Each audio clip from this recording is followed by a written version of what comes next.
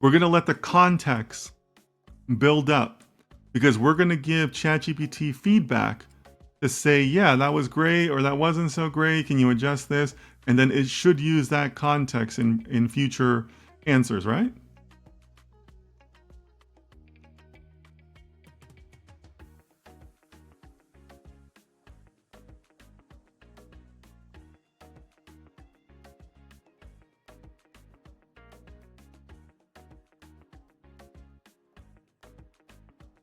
Actually, I got to describe the client first.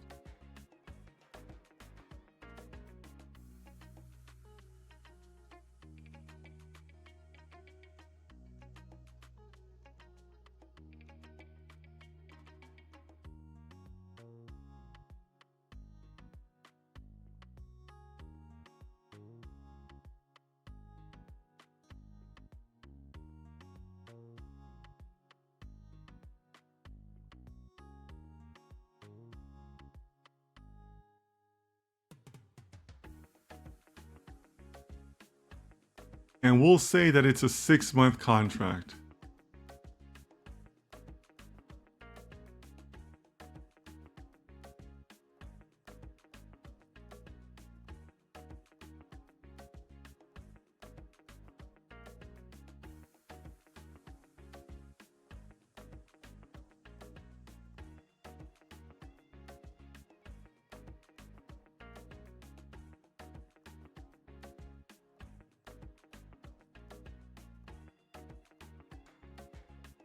All right, let's see what ChatGPT gives us. Let me know if you need me to zoom in on anything, okay, guys?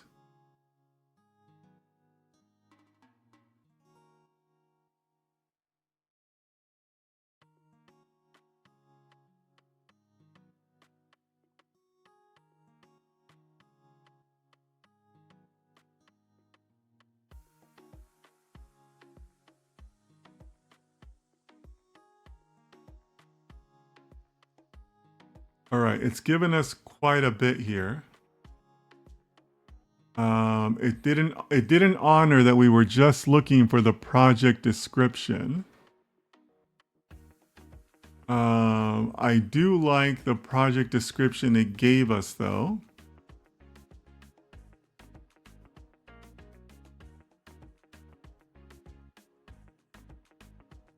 But it seems a little too involved with the objective. Well, the objectives for the project scope is okay. And then scope of work is okay, but it's better for another section.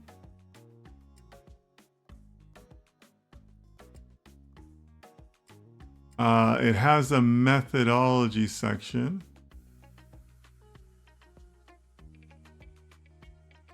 It has a timeline section, which is good.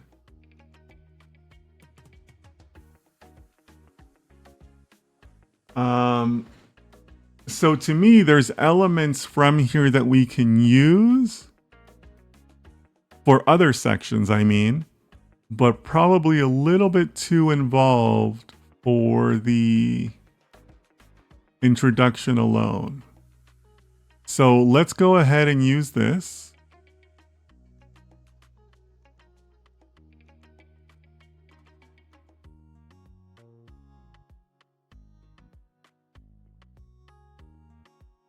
So the important part is that in the introduction, we've also established that consultant will be us and client will be them, right? So here, we can just replace this.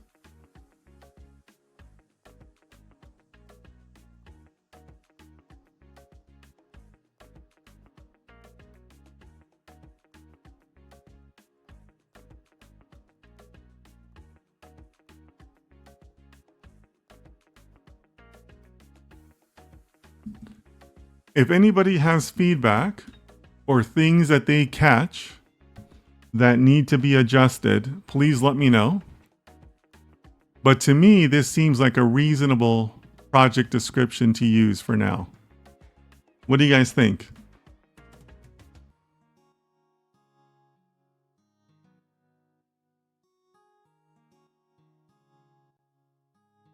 Can we give the structure of phases that we have so that it takes into consideration and asks for each phase on its own? Yes, Yassine. My intent is to put that in the project scope section. But for now, for the purposes of asking ChatGPT, I'm going to focus on asking by sections of the SOW, not by sections of the methodology.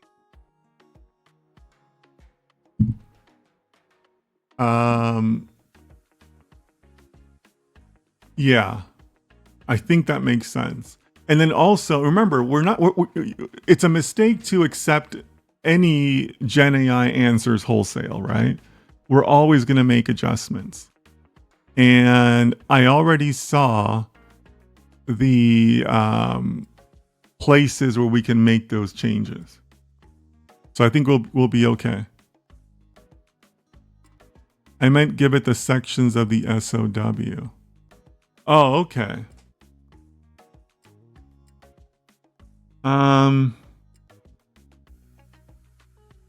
Yeah, we could definitely do that.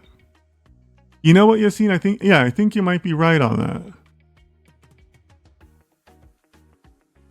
Yeah, I think that's an excellent suggestion, actually.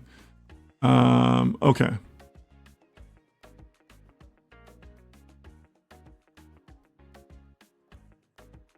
Well, see, but then again,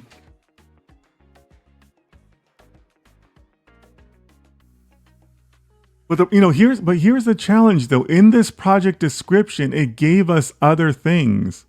Like for example, it gave the timeline in the project description, which I'm kind of okay with. Well, excuse me, I'm okay with the timeline, but it's just not where ChatGPT put it. But let's give that feedback.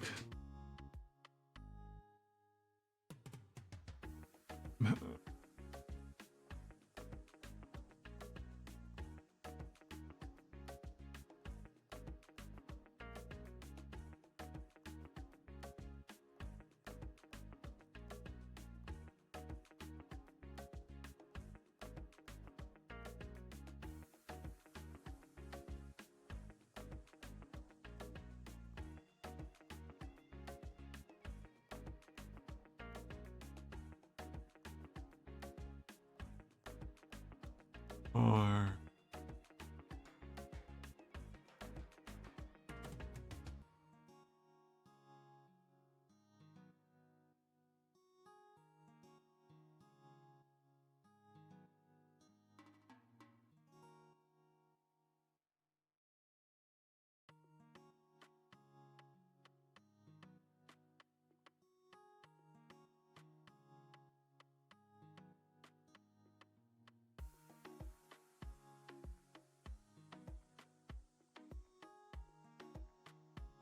I'll leave the signatures out of it because there's probably nothing special about that. And I think that was the last section. Yeah, payments good.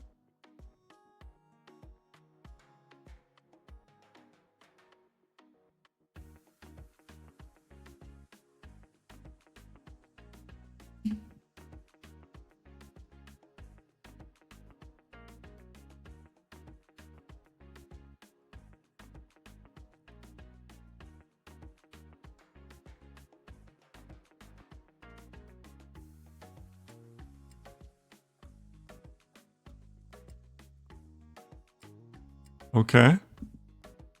Consultant responsibilities, project scope, phase 1. Okay, the project scope we can kind of adjust, right? The timeline, good. Payment schedule, okay, cool. All right, yeah. Shout out to Yassine for giving that that suggestion. I think this seems a little bit more reasonable, maybe a little bit more concise too. So nice one, Yassine. I like that. Lalaman says, is the purpose of giving aliases consultant and client for privacy or simplicity? Simplicity. It's for brevity, right? There's no need to keep on repeating the names over and over again. Yeah. Tavares says Hello, very interesting. Well, nice to see you here, Tavares. I think it's your first time, so welcome. I see you're on Instagram. You're welcome to join us on YouTube for a little bit of a better view. Vishal, what are you doing, my friend? Vishal, we're not starting from a blank screen, right? Our employee is doing the writing. Writing it ourselves is not an AI first approach, right?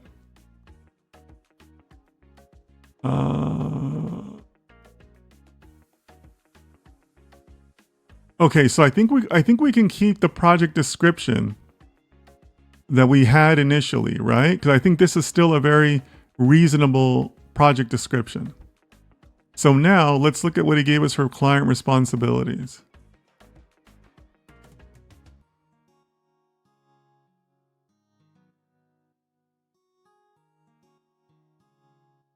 Oh, shoot.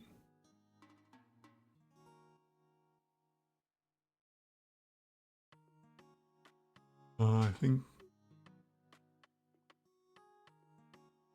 Yeah. Okay.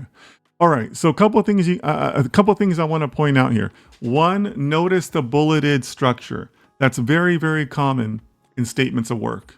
So I'm really happy that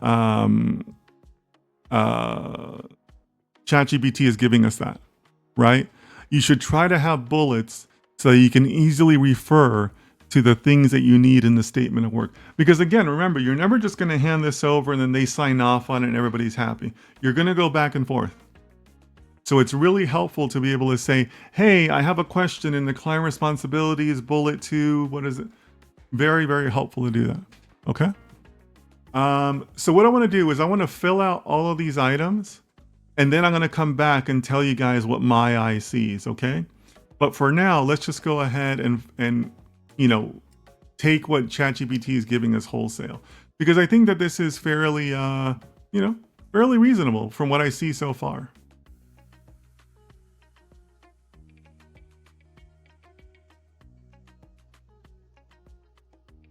Okay, so that's the consultant responsibilities. We're gonna go ahead and bullet that.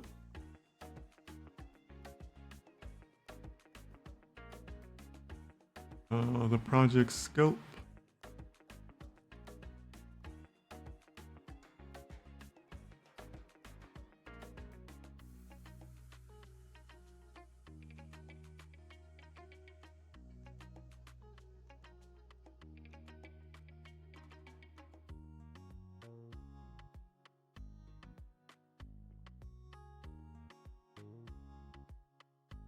I think that's generally okay. The timeline.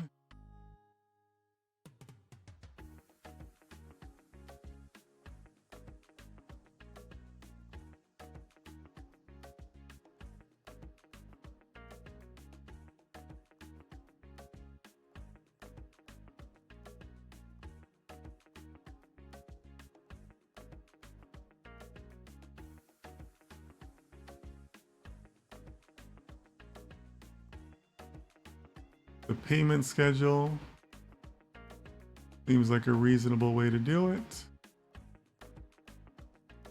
And then the signatures, which is really just literally just lines, one for the client, one for you, and then that's it. So the signatures we're not going to worry about so much. But, I do want you guys to be aware that that is part of an SOW, because again, it is like a legal contract. All right. So I think ChatGPT actually did a pretty good job of guiding us, right? And again, shout out to Yassine for, giving that suggestion. It was a good suggestion. This needs to be. All right.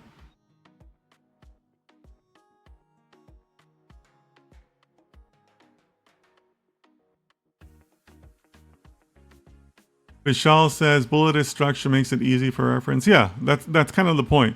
And like I said, most SOWs have a bulleted structure.